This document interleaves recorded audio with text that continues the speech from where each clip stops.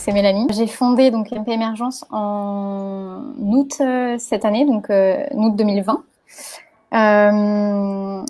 Mais je suis du coup coach depuis 2018, donc ça fait à peu près 3 ans. Voilà. Et ma spécialité, c'est l'alignement et l'incarnation de la vision au service du business. MP Émergence, c'est tout simplement la suite logique d'une ascension. À un moment donné, le statut micro-entrepreneur, ça ne suffit plus. Et du coup, bah voilà, NP Émergence, ça a été vraiment le positionnement, on va dire, des bases d'une entreprise. Où là, pour moi, ça signifiait vraiment passer un step au niveau ambition par rapport à là où j'en suis et là où je veux aller. Ok. Du coup, ça fait 3 ans que tu es coach, mais je crois que tu étais un peu entrepreneur bien avant, il me semble. Ouais. Donc, tu as pas mal vécu de choses, que ce soit au niveau équipe, mais au niveau solo aussi, expérience perso. Est-ce qu'on peut aller un peu plus en profondeur? J'ai envie de te demander ton plus gros échec en tant qu'entrepreneur. Ce que je peux nommer comme échec, parce que du coup, avec le recul, ça n'en est pas du tout, mais ce que j'ai vécu comme un échec, ça a été justement cette transition avant le coaching. Avant que je sois coach, j'avais donc une autre activité en tant qu'entrepreneur où je faisais du marketing de réseau et aussi j'étais en salon de coiffure. Et en fait, à ce moment-là, j'ai toutes mes activités qui se sont arrêtées en même temps puisque j'ai fait un burn-out. Et du coup, là, pour moi, ça a été un gros échec parce que j'avais atteint, selon moi, à ce moment-là, un certain niveau en fait dans mon activité. Et le fait de sentir un désalignement total et un gros fossé entre ce que je faisais et qui j'étais, ça, pour moi, ça a été un échec à ce moment-là de vivre un burn-out alors que je faisais les choses avec mon cœur, en fait. Ok. Et comment tu t'es rendu compte que justement, tu n'étais plus alignée? Franchement, j'étais morte à l'intérieur. Hmm. J'étais éteinte. J'avais plus d'envie, j'avais plus... C'était vide, en fait. Ok. Et comment tu as fait pour rebondir? Alors, bah, du coup, c'est là où j'ai pu incarner, on va dire, ma spiritualité. Ça a été vraiment le début d'une grosse phase d'éveil. J'avais beaucoup de connaissances en fait engendrées à ce moment-là, et il a fallu que je désapprenne tout ce que j'avais appris, tout ce que je connaissais, tout ce que je savais, etc. pour repartir vraiment depuis moi en fait, depuis mon intérieur, depuis ce que je suis, tout ce que j'étais en fait jusqu'ici, pour le revivre à partir de moi et du coup me réouvrir à ce que je suis et à la vie en fait. Donc ça a été une période je pourrais pas vraiment la raconter parce que c'était très fort en fait en énergie. Ça a été beaucoup de turbulences à l'intérieur. Tout un apprentissage de comment maintenant je vis en fait avec le vivant plutôt que être en déni de moi pendant des années en fait. Trop ouf. Et au contrario, Bah du coup ça a été quand je me suis relancée dans l'accompagnement. Ça a été pour moi une victoire de ouf en fait. Quand j'ai décidé de lancer cette activité, c'était hyper positionné à l'intérieur. J'avais plein de peur, hein, mais en fait j'avais comme seule option la réussite en fait. À ce moment-là, je pouvais pas échouer en fait. C'était plus possible. J'étais déjà tombée, j'avais déjà vécu ce que c'était de tomber. comment tu savais que justement il fallait perdurer là-dedans, il fallait persévérer au lieu de se dire ah bah non, je laisse tomber, je reviens dans le salariat ou tu vois. Je l'ai pas su. Je le savais pas. Je le savais pas. C'est juste, bah, en fait, c'était la seule option pour moi. Genre, il y avait un truc au fond de mes tripes, en fait. C'était ça ou ça, en fait. Il y avait. Par contre, j'ai énormément douté. J'ai énormément douté sur le chemin. Ça c'est hyper important, je trouve de le souligner parce que on voit beaucoup de gens qui réussissent dans le domaine et qui n'ont jamais douté, qui ont tout réussi de leur premier coup, comme si c'était magique en fait. Mais non, ce n'est pas la Ouais, réalité. c'est ça. Et je doute encore. Ah, Beaucoup moins, mais je doute encore. Pour moi, ça fait partie du chemin en fait. Et du coup, dans les moments où je doute, en fait, ma relation au doute n'est plus du tout la même. Comment dire, je peux demander en fait ce que le doute a à me dire à ce moment-là, et je vois en fait ce qu'il y a derrière. Donc c'est plus du tout un doute qui va venir m'empêcher de faire. Au contraire, c'est un doute qui va plutôt m'élever en fait. Juste, je le vois, je l'observe et Ouais, c'est un peu un outil limite de warning. Attention, là il se passe un truc, je vais aller regarder. ouais, c'est ça. Donc, c'est plus Ok. omniprésent comme ça pouvait l'être avant, par exemple. Mhm. Personnellement, j'ai eu beaucoup de craintes extérieures. Est-ce qu'il y a des gens qui t'ont dit des choses qui t'ont perturbé par rapport à ton business? Là, je suis vachement centrée sur l'activité depuis que je suis coach. Pour moi, ça a été vraiment une nouvelle vie, donc je regarde vachement à partir de là. Mais en fait, j'avais vécu avant l'entrepreneuriat depuis que j'ai 20 ans, du coup, beaucoup, enfin tellement de critiques que au moment où je me suis lancée, en fait, j'étais rodée, quoi. Donc, j'avais passé cette étape-là de me dire, ok, qu'est-ce que ma famille va en penser, etc. Après, bien sûr, il y avait des loyautés, hein. Mais à ce moment-là, en tout cas, je m'en foutais en fait de ce qu'ils pouvaient dire, puisque je leur avais déjà entre guillemets prouvé que je pouvais réussir, même si je me suis cassé la figure après. Bah en fait, je leur avais déjà quelque part montré que c'était possible en fait. Après, il y a des choses les choses qui me touchent le plus, et je pense que ça peut encore me toucher, c'est quand on me dit que bah tu vois, c'est tous les il faut en fait. Il faut faire comme ci, il faut faire comme ça, etc. Moi, ça, c'est des trucs qui Hmm. me, enfin, c'est juste pas possible pour moi en fait. C'est comment, oui, il y a des choses naturellement qu'il faut pour que un business existe, par exemple. Ça, il y a des choses qui sont non négociables. Par contre, créer de manière où il faut, ça, c'est juste pour moi horrible. Mais en même temps, c'est le chemin que j'ai fait aussi, c'est-à-dire de me défaire de tous ces il faut. Tellement, moi, mon focus, c'est de créer un business qui part de soi, et du coup, c'est quelque chose d'unique, en fait. Ok. Et Ludivine qui me perturbe, qui dit la voix de Maëva me fait penser à celle de Margot Klein. Ah, Ok, vous ne savez pas. alors moi, Mais je bon, vois c'est pas vrai les que. commentaires, c'est bizarre. Ah, Ah si, ben c'est moi je bon, les vois. c'est bon, c'est bon. Mais ouais, c'est vrai que les il faut, il y en a beaucoup, beaucoup de tout le monde, que ce soit en marketing, en communication, même dans le business en général. Et c'est difficile en fait de s'en détourner parce que les gens ont tendance à te montrer qu'il faut faire parce que comme ça tu seras comme moi, tu vas pouvoir réussir. Mm. Donc toi, dans ton coaching, dans ton accompagnement, tu dis pas il faut. Non, bah ça peut arriver. Je dis pas que je pourrais jamais le dire, tu vois. Parce qu'il y a des choses factuellement, tu vois, qu'il faut. Mais au-delà, en fait, dans la manière de faire, etc., pour moi, le gros focus, c'est d'aider la personne à se réapproprier, on va dire, son pouvoir pour qu'elle puisse créer de la manière dont elle souhaite. Ça, pour moi, c'est hyper important, en fait.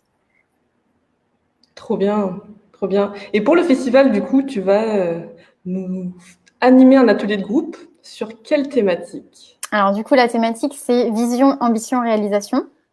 Et je trouve que c'est la thématique, pour moi, la plus, comment dire, euh, la, la plus importante, en tout cas, quand on veut démarrer son business, ou d'ailleurs même quand on le démarre pas, je veux dire, au fur et à mesure. C'est hyper important de regarder ce sujet parce que c'est ce qui va être le moteur de son activité, en fait. Si, pour moi, la vision, l'ambition et la réalisation, c'est pas regardé, bah, du coup, c'est comme avancer avec un lot de non-clarté, du flou, et c'est beaucoup moins, comment dire, direct, en fait, dans la manière de créer son business. Ok, c'est un travail que toi tu fais pour. Donc là, là, je suis en train de totalement me réinventer parce que j'ai passé une grosse phase. Donc, je peux vous parler de la vision que j'avais il y a quelques mois. Là, la mienne, elle est en train de se réinventer. Donc, la vision que j'avais avant, en me lançant plutôt, en tant qu'accompagnante, en tant que coach, c'était de construire comment dire, un business avec des fondations vraiment hyper solides. Euh, donc je voyais comment dire, de la régularité, on va dire, dans le, dans les finances. Tu sais, je voyais de la régularité aussi en termes de formation en ligne, etc. Je voyais une équipe.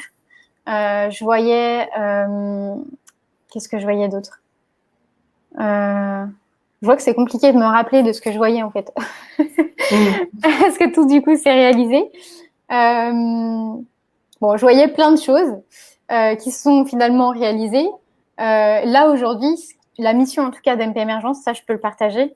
Ce qui est hyper clair, c'est que nous, on est là pour aider les gens vraiment à reprendre leur pouvoir sur leur vie, pour qu'ils puissent vraiment créer à partir de ce qu'ils sont. Donc, du coup, pour moi, ça demande de reconnecter à sa multidimensionnalité et pas que à une seule part de soi.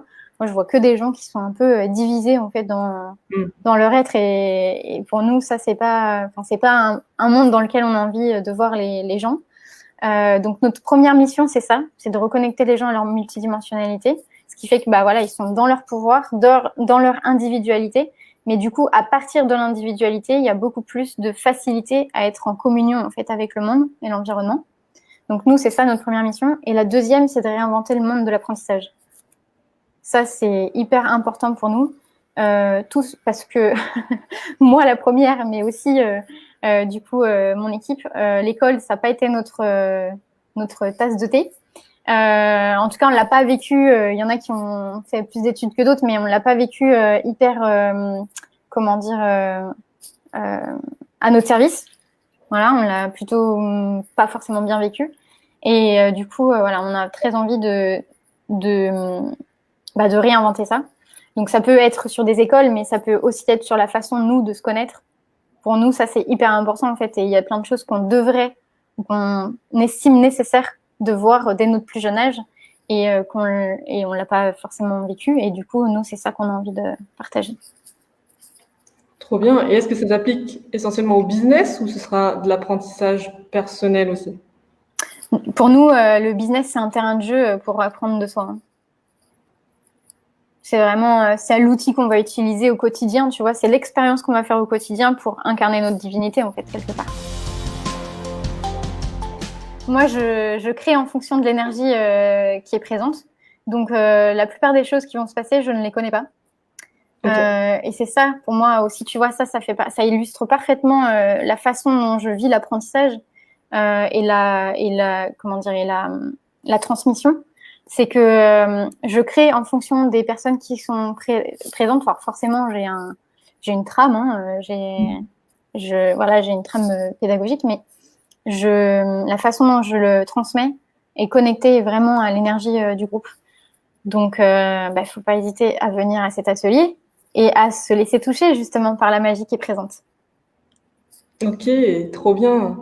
Du coup, ça veut dire que peut-être que les gens vont venir avec des problématiques un peu plus précises ou un peu plus différentes de ce que tu avais prévu, mais toi, tu vas rebondir et faire avec le groupe, en fait. C'est ça. L'idée vraiment de cet atelier, c'est de mettre de la clarté sur sa vision, de passer un cap en termes d'ambition, parce que souvent, c'est lié. Hein. C'est l'ambition, on va dire que c'est vraiment ce qui permet à la vision aussi de se réaliser.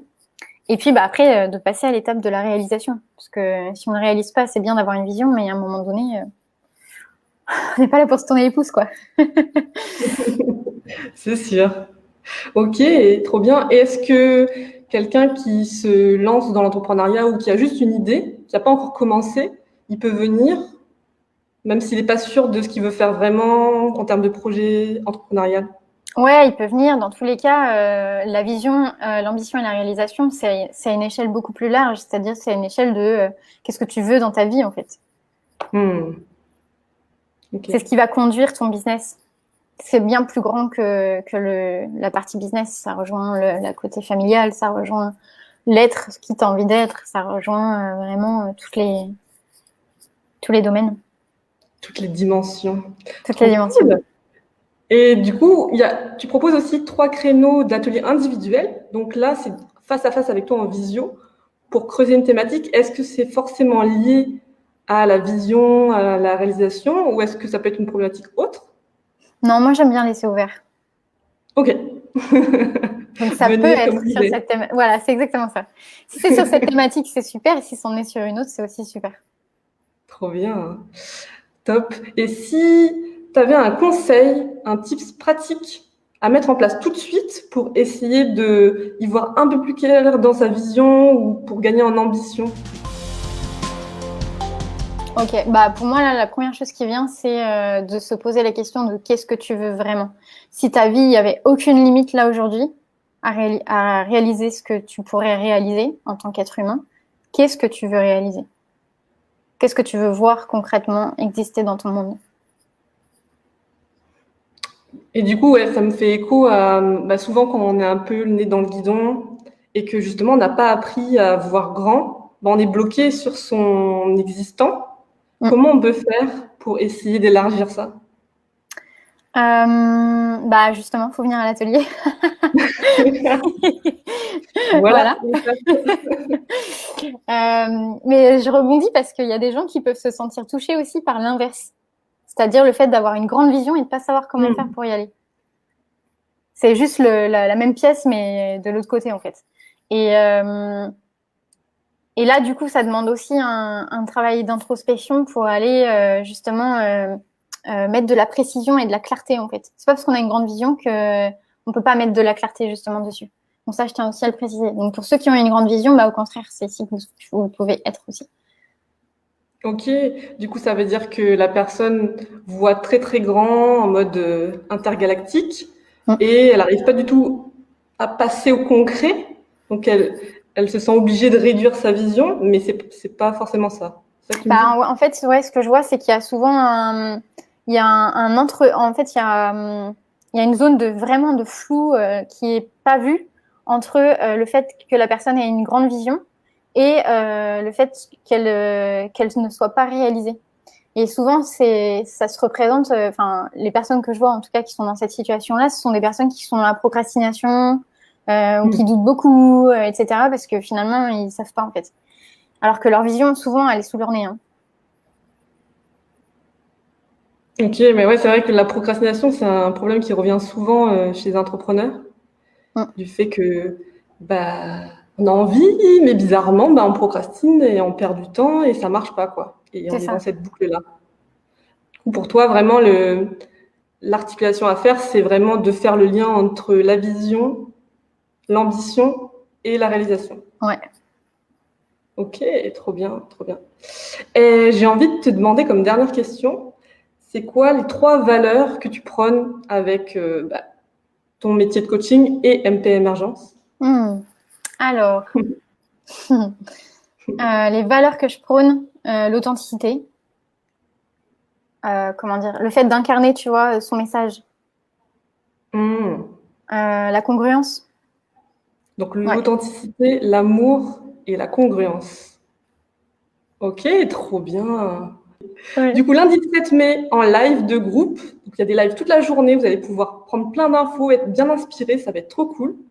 Et ensuite, il y a le reste de la semaine des ateliers de groupe, une rencontre réseau et les ateliers individuels la semaine d'après. Donc, notez bien les 2 dernières semaines de mai sur votre calendrier. Ça va être cool. Je veux bien que Merci tu me beaucoup, redonnes Mélanie. les dates, comme ça je les mettrai aussi Ouais, on sur fera mon des profil. posts. Il y aura plus de com tout le long du mois d'avril. Ne vous inquiétez pas. Normalement, vous ne devez pas passer à côté.